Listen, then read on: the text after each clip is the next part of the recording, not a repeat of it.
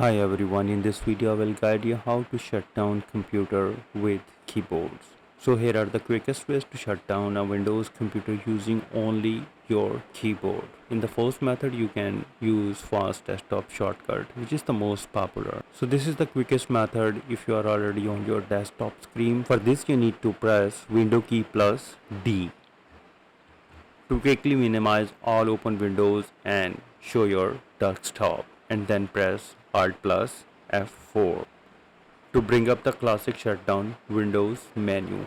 So click OK and it will shut down instantly. The second method is the power user menu, which works anywhere. This method works no matter what programs or window you currently have open. For this you need to press Window plus X to open the power user menu in the bottom left corner, and then press the U key once to open the shutdown or sign out submenu, and again press the U key a second time to select shutdown, and here it will. If you think this video is helpful, please support my channel. Thanks for watching.